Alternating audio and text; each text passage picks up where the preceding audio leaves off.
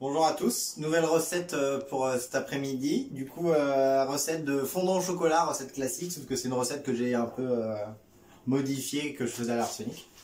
Donc on va commencer par les ingrédients. Du coup, il y aura 4 œufs entiers qu'on va blanchir avec une pincée de fleur de sel, 145 g de sucre cassonade et 60 g de sucre semoule classique. À côté, vous aurez le chocolat. Donc chocolat, il y a 110 g de chocolat noir, 70%, cacao à peu près, et 40 g de chocolat au lait. Sinon, vous mettez que du chocolat classique pour une pesée de 140... non, ça fait 150 g en tout. Et le beurre, il y en a 145 g de beurre demi-sel. Et là, à côté, il y a de la farine, 25 g de farine tamisée. Voilà. On va commencer par faire fondre le chocolat.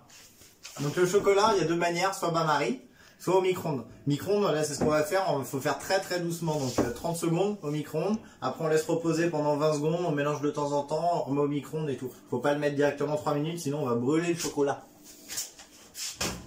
Hop. Micro-ondes. 30 secondes. 30 secondes. Là ça fait 30 secondes, le beurre il s'est juste ramolli. On va mélanger le chocolat à l'intérieur. En fait le but, c'est éviter que le chocolat il dépasse 45 degrés. À 45 degrés, bah, il brûle. Hop, re 30 secondes. Hop, là on est à 2 fois 30 secondes. On va mélanger.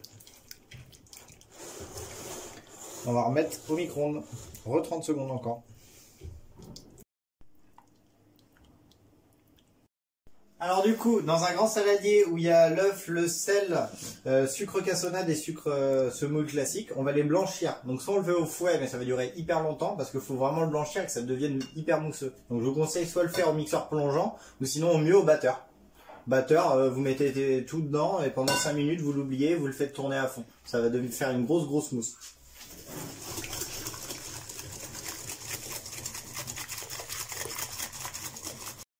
Du coup, on a mixé les œufs avec le sucre là et la fleur de sel. Du coup, on a un mélange qui est assez mousseux là.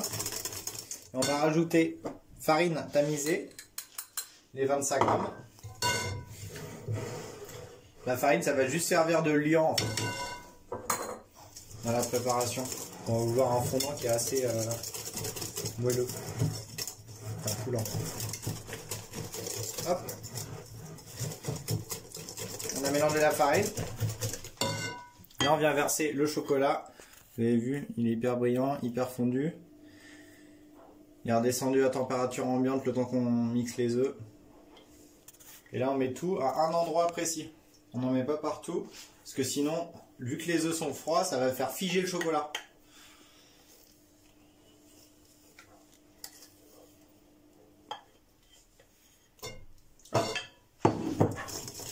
Et là, on mélange.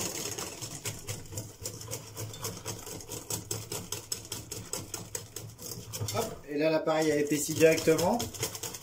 Le chocolat a refilé un peu avec les œufs qui étaient froids. Et là on a un bel appareil.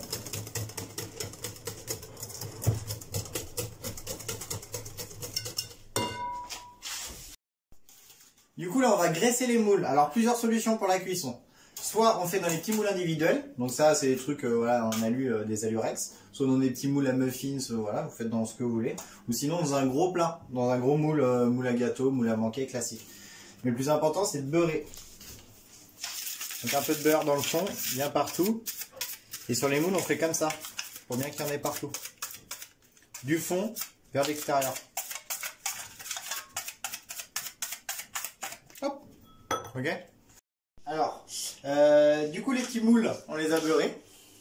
Et là j'ai mis ça dans une poche à douille pour que ce soit plus facile, mais sinon vous prenez je sais pas, une boîte et vous le versez dedans. Et là on va verser... Ou une petite louche. Ou une petite louche, ouais, aux 3/4. Faut pas que ça dépasse 1,5 cm d'épaisseur. Et là le secret, c'est de les mettre au minimum 2 heures au frigo.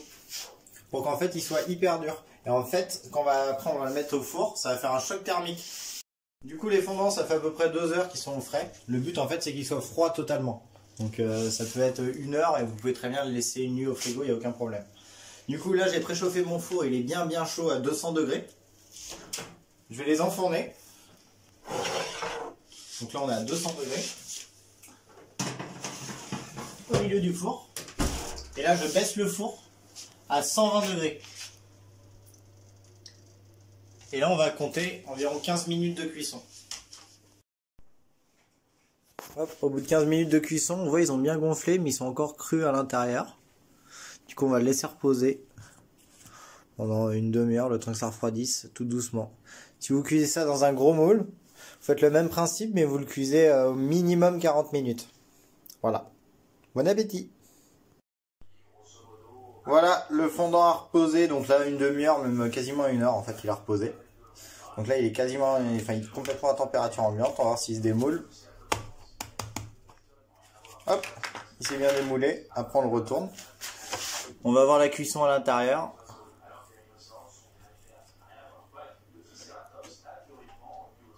Et ben c'est bien sympa.